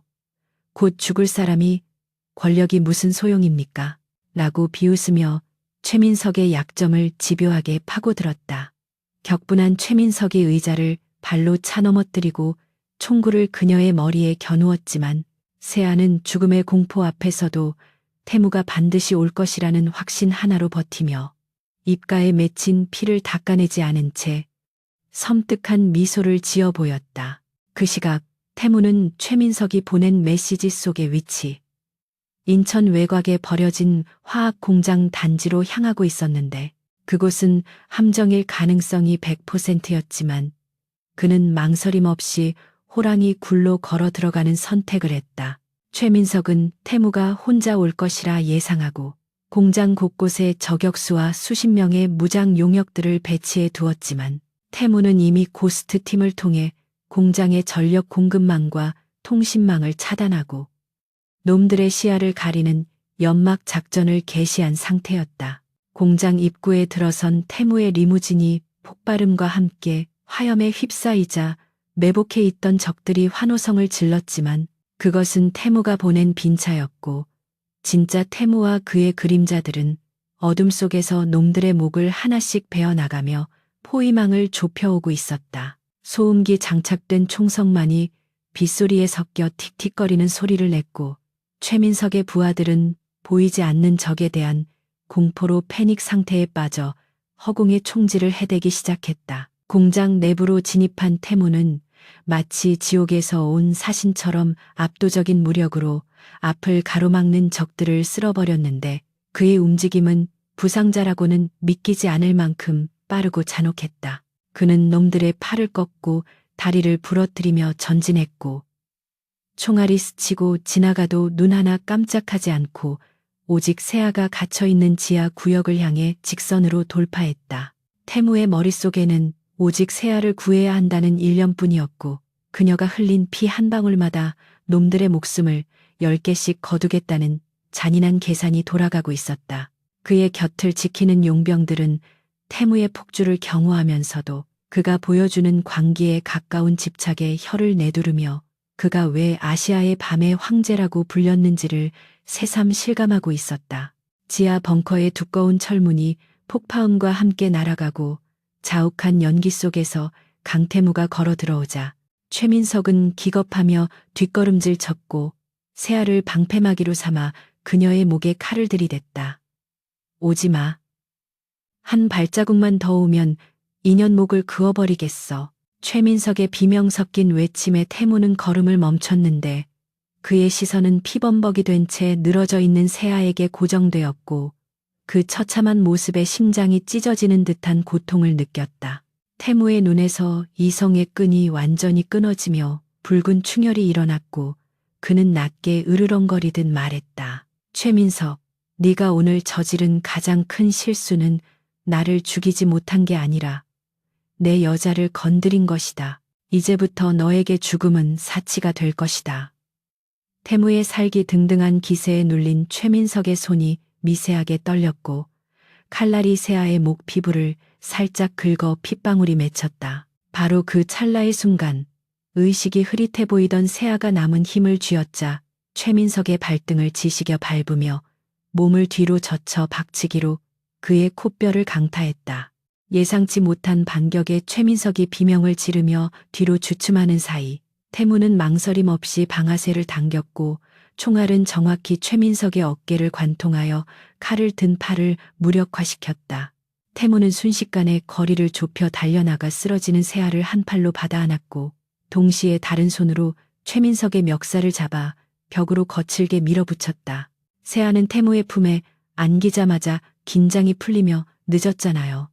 바보같이라고 힘겹게 속삭였고 태무는 그녀의 이마에 입을 맞추며 미안해. 늦어서 미안해.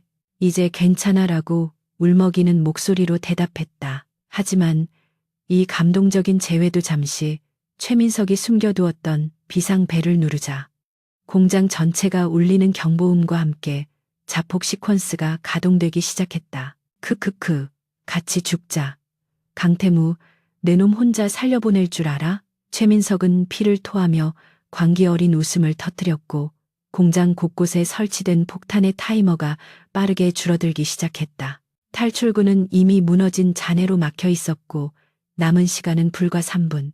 태무는 부상당한 세아를 안고 뛰어야 했지만 설상가상으로 최민석의 남은 친위대 병력이 퇴로를 차단하며 최후의 발악을 해오고 있었다. 태무는 고스트팀에게 최민석을 끌고 가라고 명령한 뒤 세아를 자신의 등에 업고 빗발치는 총탄을 뚜르며 옥상으로 향하는 비상계단을 질주하기 시작했다. 그의 등 뒤에서는 폭발음이 연쇄적으로 들려오며 열기가 쫓아오고 있었고 세아는 태무의 등에서 느껴지는 따뜻한 체온과 거친 심장 박동 소리를 들으며 생의 마지막이 될지도 모르는 순간에 아이러니하게도 가장 완벽한 평온함을 느꼈다.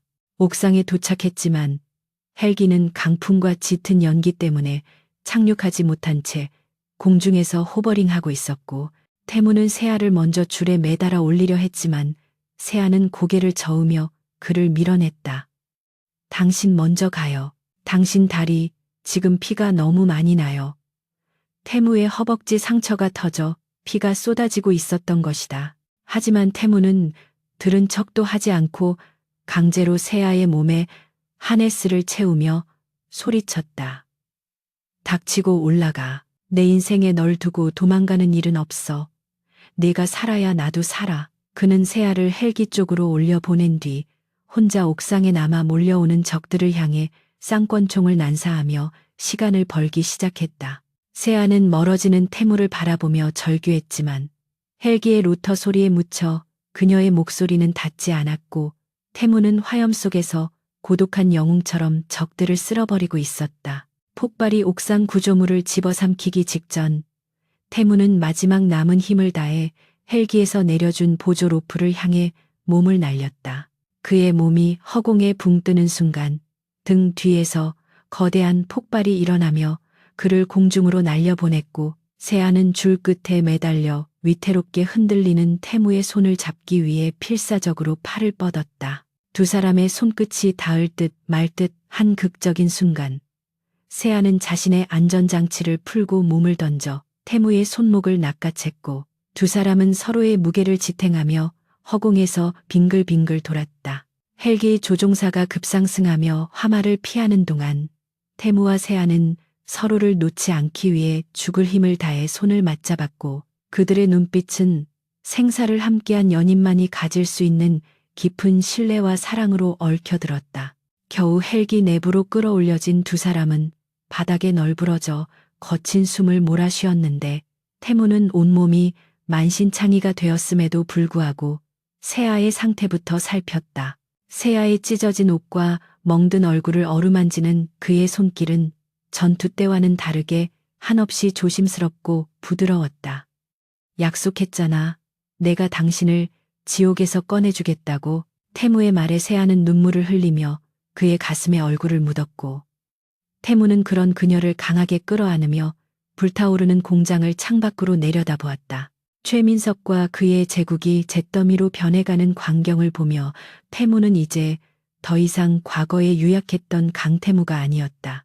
그는 사랑하는 여자를 지키기 위해 기꺼이 괴물이 되었고, 그 대가로 얻은 상처들은 그에게 훈장과도 같았다. 하지만 안도감도 잠시. 헬기의 무전기에서 다급한 목소리가 흘러나왔다. 회장님, 최민석이 심어둔 데드 스위치가 발동되었습니다. 검찰과 경찰 병력이 그룹 본사와 은신처를 동시에 급습하고 있습니다. 지금 착륙할 곳이 없습니다. 최민석은 자신이 죽을 경우 태무의 모든 비리, 자료와 조작된 증거들이 수사기관에 자동으로 전송되도록 함정을 파두었던 것이다. 태무는 쓴웃음을 지으며 새아를 바라보았다. 산 너머 산이군. 이제 우리는 대한민국 전체가 쫓는 수배자가 되었어. 새아는 태무의 피 묻은 손을 잡고 깍지를 끼며 단호하게 말했다. 상관없어요. 당신이 어디에 있든 내가 옆에 있을 테니까. 이제부터 내가 당신의 주치의이자 유일한 공범이에요. 헬기는 어둠이 깔린 바다를 향해 기수를 돌렸고, 두 사람은 좁은 기내에서 서로의 온기에 의지하며 다가올 더 큰 파도를 기다리고 있었다. 육체의 상처는 깊었지만 두 사람의 마음속에는 그 어느 때보다 강한 희망의 불꽃이 타오르고 있었다.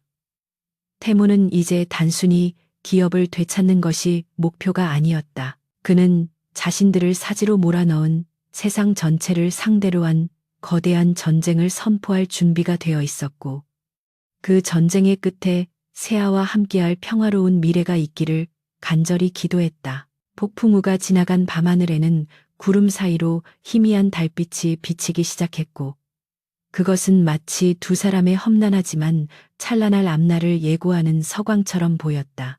칠흑 같은 어둠이 깔린 공해상에 정박해 있던 거대한 화물선 위로 헬리콥터가 거친 바람을 가르며 위태롭게 착륙을 시도하고 있었는데, 그곳은 강태무가 만약의 사태를 대비해 마련해둔 움직이는 해상 요새이자 마지막 비상.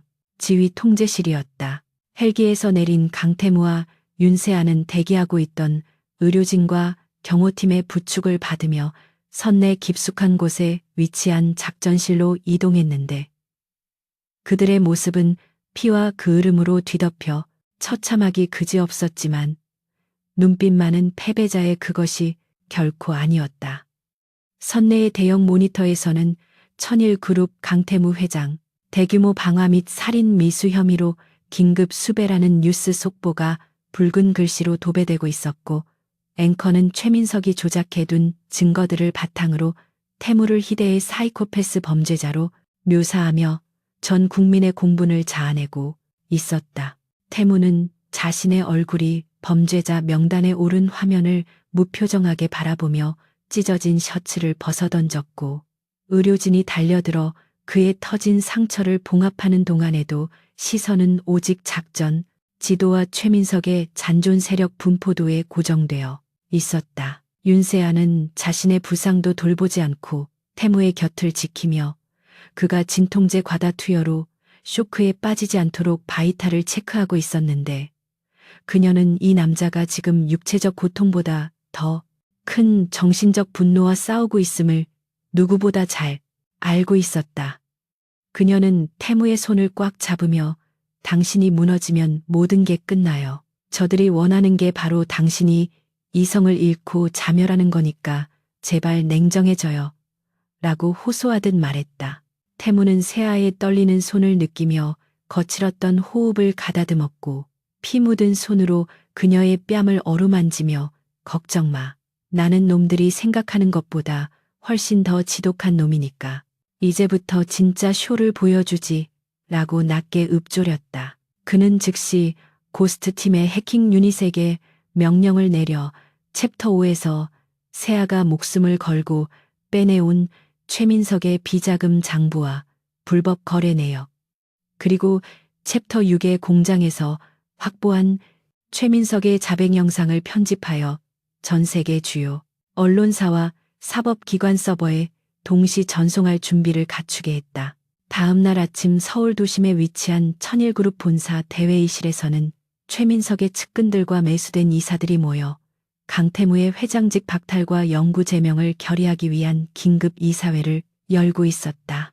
최민석은 중환자실에 있다는 거짓 보도와 달리 휠체어를 타고 나타나 뻔뻔하게 피해자 코스프레를 하며 눈물까지 흘리고 있었는데 그 모습은 마치 악어의 눈물처럼 가증스러웠고 참석자들은 그의 연기에 속아 넘어가거나 혹은 그의 권력에 굴복하여 침묵하고 있었다. 그들이 강태무의 해임안에 도장을 찍으려는 찰나 회의실의 거대한 문이 굉음과 함께 박살나듯 열리며 수십 명의 검은 양복을 입은 경호원들이 들이닥쳐 장내를 제압했고 그 사이로 말끔한 정장을 차려입은 강태무가 윤세아와 함께 당당하게 걸어 들어왔다.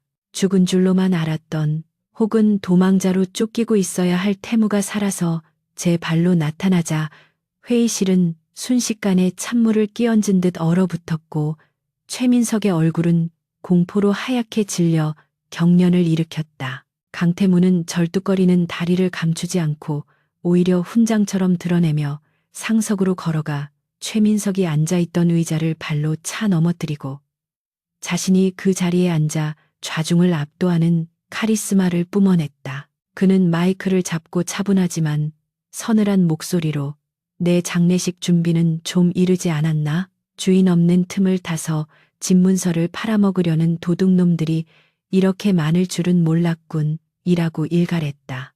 이사들이 웅성거리는 사이 윤세아는 미리 준비해둔 프레젠테이션을 스크린에 띄웠는데 그곳에는 최민석이 해외 투기 자본과 결탁하여 회사를 헐값에 매각하려 했던 계약서, 원본과 그대가로 받은 뇌물 계좌 내역이 적나라하게 공개되었다. 또한 공장에서 최민석이 세아를 인질로 잡고 자신의 범죄 사실을 자랑스럽게 떠벌리던 음성과 영상이 고화질로 재생되자 회의실 안은 경악과 탄식으로 가득 찼고 최민석을 옹호하던 이사들은 황급히 시선을 피하며 자신들의 안위를 걱정하기 시작했다. 세아는 마이크를 잡고 의학적 소견을 덧붙여 최민석이 과거에 저질렀던 의문의 사망 사건들이 자연사가 아니라 독극물에 의한 타살이었음을 증명하는 부검 감정서와 독극물 구매 내역을 추가로 폭로했다. 그녀의 설명은 냉철하고 논리정연하여 반박할 여지가 없었으며 특히 그녀가 과거 내부 고발을 하려다 억울하게 쫓겨난 양심적인 의사였다는 사실이 밝혀지면서 그녀의 증언은 더욱 강력한 신뢰를 얻게 되었다. 이것은 단순한 경영권 분쟁이 아닙니다. 한 인간의 탐욕이 얼마나 많은 사람들의 생명과 회사의 미래를 짓밟았는지 보여주는 명백한 증거입니다. 세아의 단호한 목소리가 회의실에 울려 퍼지자 기자들이 미친 듯이 플래시를 터뜨리며 이 세기의 반전을 실시간으로 타전하기 시작했다. 최민석은 궁지에 몰리자 저건 다 조작이야. 저놈은 살인자고 저 여자는 공범이다. 경비원, 뭐 하고 있어? 당장 저놈들을 끌어내. 라고 발악하며 고함을 질렀지만 이미 상황은 돌이킬 수 없이 기울어져 있었다. 태무는 비웃음을 흘리며 손가락을 튕겼고 그 신호에 맞춰 대기하고 있던 서울중앙지검 특수부 검사들과 수사관들이 회의실로 들이닥쳤다. 태무가 공회상에 머무는 동안 이미 법무팀을 총동원하여 검찰 수뇌부와 딜을 마친 상태였고 모든 증거 자료를 넘기는 조건으로 자신에 대한 수배령을 철회하고 최민석 일당을 현행범으로 체포하기로 합의가 되어 있었던 것이다. 수사관들이 최민석에게 수갑을 채우고 미란다 원칙을 고지하자 그는 짐승처럼 울부짖으며 태무를 향해 저주를 퍼부었지만 태무는 그를 벌레 보듯 내려다보며 감옥에서 평생 썩으면서 지켜봐라. 내가 이 회사를 어떻게 세계 최고의 제국으로 만드는지 라고 차갑게 응수했다. 최민석과 그를 따르던 부패한 임원들이 줄줄이 연행되어 나가자 회의실에는 무거운 침묵과 긴장감만이 남았고 남은 이사들은 태무의 눈치를 보며 식은땀을 흘리고 있었다. 태무는 자리에서 일어나 옷매무새를 가다듬고 그들을 향해 오늘부로 천일그룹의 모든 시스템은 재부팅된다. 썩은 환부는 도려냈으니 이제 새살이 돋아나게 해야겠지. 능력이 없는 자, 양심이 없는 자는 지금 당장 제 발로 나가는 게 좋을 것이다 라고 선언했다. 그의 말은 단순한 경고가 아니라 피로 쓴 새로운 헌법과도 같았고 그 자리에 있던 누구도 감히 토를 달거나 반기를 들 생각을 하지 못했다. 태무는 세아의 어깨를 감싸 안으며 기자들을 향해 포즈를 취했는데 그들의 모습은 시련을 딛고 일어선 황제와 여왕제의 모습처럼 위엄 있고 아름다워 보였다. 모든 소동이 끝나고 텅 빈 회장실에 남은 두 사람은 창밖으로 내려다 보이는 서울의 풍경을 말없이 바라보고 있었는데 유리창에 비친 그들의 모습은 지쳐 있었지만 그 어느 때보다 편안해 보였다. 태무는 세아를 뒤에서 안으며 당신이 없었다면 불가능했어. 당신이 나를 살렸고 나를 다시 이 자리에 앉혔어. 이제 내가 약속을 지킬 차례야 라고 속삭였다. 세아는 태무의 손을 잡으며 희미하게 웃었다. 약속이라니요. 500억 아니면 병원장 자리. 태무는 고개를 저으며 그녀의 목덜미에 얼굴을 묻었다. 아니, 당신이 원하던 자유. 그리고 그 자유를 함께 누릴 수 있는 나라는 사람. 평생 당신 곁에서 당신이 위험하지 않게 지켜주는 보디가드가 되어주지. 이것은 태무가 할 수 있는 최고의 프로포즈이자 사랑 고백이었다. 세아는 지난 며칠간의 악몽 같은 시간들이 주마등처럼 스쳐 지나갔는데 피냄새와 화약 연기 속에서도 이 남자의 손을 놓지 않았던 자신의 선택이 틀리지 않았음을 확인했다. 그녀는 태무의 품에서 돌아서서 그의 눈을 깊이 바라보며 보디가드는 사양할게요. 대신 내 환자가 되어줘요. 평생 나한테 검진받고 내 잔소리 듣고 내가 하라는 대로 건강 관리하는 말 잘 듣는 환자요. 라고 장난스럽게 대답했다. 두 사람은 서로를 마주보며 소리내어 웃었고 그 웃음소리는 삭막했던 회장실을 따뜻한 온기로 가득 채웠다. 이제 그들에게는 더 이상 쫓겨야 할 적도 숨어야 할 어둠도 없었으며 오직 서로를 의지하며 걸어갈 눈부신 미래만이 남아 있었다. 하지만 태무는 알고 있었다. 권력의 세계는 언제나 새로운 도전을 요구하고 어둠은 빛이 있는 곳에 항상 공존한다는 것을. 그렇기에 그는 더욱 강해져야 했고 세아를 지키기 위해 자신의 제국을 철옹성처럼 만들어야 했다. 그는 책상 위에 놓인 최민석의 명패를 쓰레기통에 던져버리고 비서실장에게 전화를 걸어 오늘 저녁 윤세아 씨와 단둘이 식사할 수 있는 곳을 예약해. 그리고 내일 아침 전 직원 조회를 소집하도록. 새로운 시대가 시작됐음을 알려야 하니까 라고 지시했다. 전화기를 내려놓은 태무는 세아의 손을 잡고 회장실을 나섰는데 그들의 뒷모습은 폭풍우를 뚫고 나온 전사들의 개선행진처럼 당당하고 힘찼다. 복도 끝에서 기다리고 있던 고스트 팀원들이 두 사람에게 경례를 붙였고 태무는 가볍게 고개를 끄덕이며 그들의 노고를 치하했다. 이제 태무의 곁에는 돈으로 고용된 용병이 아니라 목숨을 나누며 신뢰를 쌓은 진정한 동료들이 있었고 그 중심에는 윤세아라는 대체 불가능한 존재가 있었다. 엘리베이터가 1층 로비에 도착하고 문이 열리자 쏟아지는 햇살이 두 사람을 맞이했는데 그것은 긴 터널을 빠져나온 그들에게 세상이 보내는 축복과도 같았다. 태무와 세아는 서로의 손을 더욱 꽉 잡으며 그 빛 속으로 걸어 들어갔고 그들의 전설은 이제 막 시작되고 있었다. 폭풍이 휩쓸고 지나간 자리에 다시 찾아온 평화는 그 어느 때보다 눈부시고 고요했는데 강태무가 복귀한 지 한 달이 지난 천일그룹의 본사는 이전과는 전혀 다른 활기로 가득 차 있었다. 최민석과 그를 따르던 부패한 임원들이 모조리 구속되고 태무가 단행한 대대적인 혁신 인사로 인해 그룹은 빠르게 안정을 되찾았으며 주가는 연일 최고치를 경신하고 있었다. 태무는 회장 집무실의 통유리창 앞에 서서 발 아래 펼쳐진 서울 도심의 풍경을 내려다보고 있었는데 그의 표정에는 승리자의 오만함 대신 깊은 사색과 누군가를 향한 애틋한 기다림이 서려 있었다. 그는 지난 한 달 동안 밤낮 없이 회사의 시스템을 재정비하고 배신자들을 처단하는 냉혹한 군주의 역할을 수행해 왔지만 일과가 끝나고 텅 빈 펜트하우스로 돌아갈 때마다 느껴지는 공허함은 그 어떤 성공으로도 채울 수 없었다. 그의 머릿속은 온통 인천의 낡은 항구로 돌아가겠다고 고집을 피우던 한 여자. 자신의 심장을 다시 뛰게 만든 윤세아의 생각으로 가득 차 있었기 때문이다.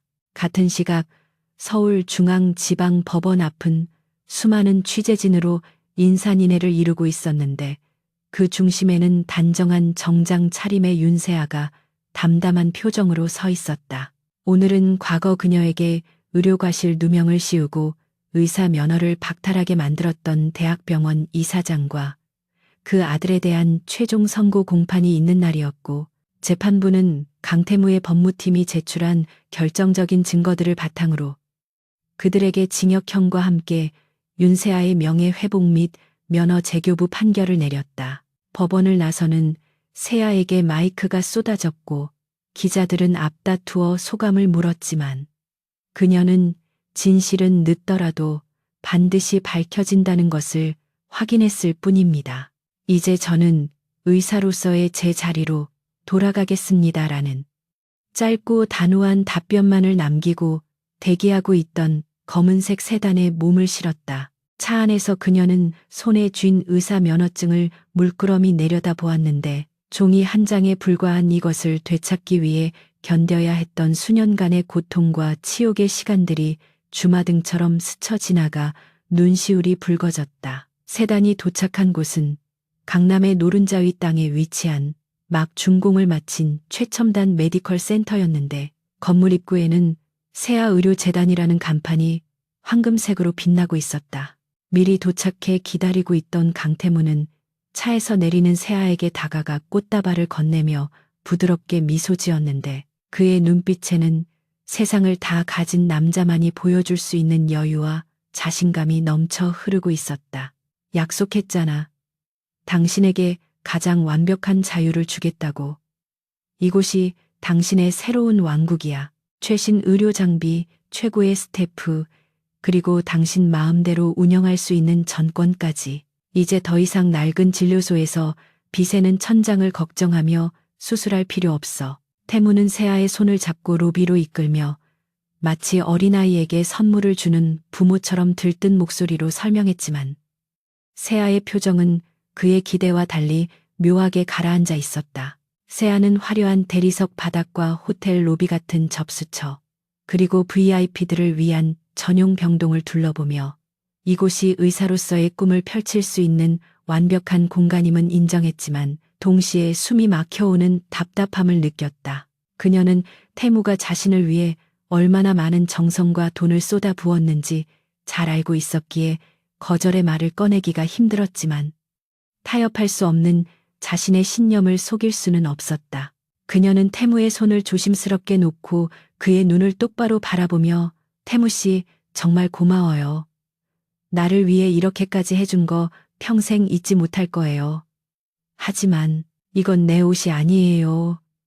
라고 어렵게 입을 떼었다. 태무의 미소가 서서히 굳어지며 당황한 기색이 역력해지자 세아는 한 걸음 다가가 그의 넥타이를 고쳐 매주며 말을 이었다. 나는 금으로 장식된 수술실에서 부자들의 주름살을 펴주는 의사가 되고 싶지 않아요. 나는 비가 새는 낡은 진료소라도 당장 내 손길이 없으면 죽어가는 사람들을 살릴 수 있는 그런 현장이 있고 싶어요. 그게 내가 의사가 된 이유고 내가 살아가는 방식이에요. 태무는 세아의 단호한 거절에 처음에는 화가 나고 자존심이 상했지만 그녀의 흔들림 없는 눈동자를 들여다보며 자신이 사랑한 여자가 바로 이런 사람이었음을 다시 한번 깨달았다. 세상의 모든 것을 돈으로 환산하고 통제하려 했던 자신과 달리 그녀는 척박한 환경에서도 생명의 가치를 최우선으로 여기며 스스로 빛을 내는 존재였기에 그토록 매료되었던 것이었다. 태무는 깊은 한숨을 내쉬며 씁쓸하게 웃었지만 그 웃음에는 패배감이 아닌 그녀에 대한 더 깊은 존경과 애정이 담겨 있었다. 당신이란 여자는 정말이지 내가 가진 모든 계산법을 무용지물로 만드는군. 내가 이겼어. 천하의 강태무가 또 졌다고. 그는 세아를 와락 끌어안으며 귓가에 속삭였다. 가. 당신이 있어야 할 곳으로. 대신 조건이 있어. 당신이 어디에 있든 당신의 안전과 병원의 운영비는 내가 책임진다. 이것까지 거절하면 나 정말 삐질 거야. 일주일 후 인천의 항구 거리에 다시 문을 연 윤세아 의원은 예전의 낡고 허름한 모습은 그대로였지만 내부는 태무의 은밀한 지원 덕분에 최신 수술 장비와 넉넉한 약품들로 채워져 있었다. 동네 주민들과 항만 노동자들은 다시 돌아온 세아를 환호하며 맞이했고 진료실은 아침부터 몰려든 환자들로 북새통을 이루고 있었다. 세아는 하얀 의사 가운을 입고 바쁘게 환자들을 돌보면서도 입가에는 떠나지 않는 미소를 머금고 있었는데 강남의 화려한 메디컬 센터에서는 결코 느낄 수 없었던 살아있음을 온몸으로 만끽하고 있었다. 그녀는 할머니의 굽은 등을 어루만지고 다친 선원의 상처를 꿰매며 자신이 가장 잘할 수 있는 일로 세상에 기여하고 있다는 충만감에 행복해했다. 밖에는 보슬비가 내리고 있었지만 창문을 때리는 빗소리는 더 이상 불길한 전조가 아닌 평온한 일상의 배경음악처럼 들려왔다. 진료가 모두 끝난 늦은 밤, 세아는 뻐근한 어깨를 두드리며 진료실에 불을 끄고 밖으로 나왔는데 빗속에 우산을 쓰고 서 있는 익숙한 실루엣을 발견하고 걸음을 멈췄다. 강태무는 최고급 슈트에 흙탕물이 튀는 것도 아랑곳하지 않고 낡은 진료소 앞에 서서 그녀를 기다리고 있었는데 그 모습이 마치 영화의 한 장면처럼 비현실적이면서도 가슴 벅차게 다가왔다. 세아가 우산 없이 빗속으로 뛰어들자 태무는 얼른 다가와 자신의 우산을 씌워주며 의사 선생님이 감기 걸리면 환자는 누가 돌보나 퇴근 시간이 너무 늦잖아 라고 투덜거렸지만 그의 눈은 꿀이 떨어질 듯 다정하게 그녀를 향해 있었다. 세아는 그의 팔짱을 끼며 회장님이 이렇게 한가해도 돼요? 아시아 경제를 쥐락펴락하시는 분이 라고 농담을 건넸고 두 사람은 빗소리를 뚫고 나란히 걸으며 소소한 대화를 나누었다. 두 사람은 항구가 내려다 보이는 방파제 끝에 섰는데 비는 어느새 그치고 구름 사이로 보름달이 얼굴을 내밀며 밤바다를 은은하게 비추고 있었다. 태무는 세아의 어깨를 감싸 안으며 진지한 목소리로 말했다. 당신이 이곳을 선택했을 때 처음에는 불안했어. 내가 닿지 않는 곳에서 또다시 위험해질까봐.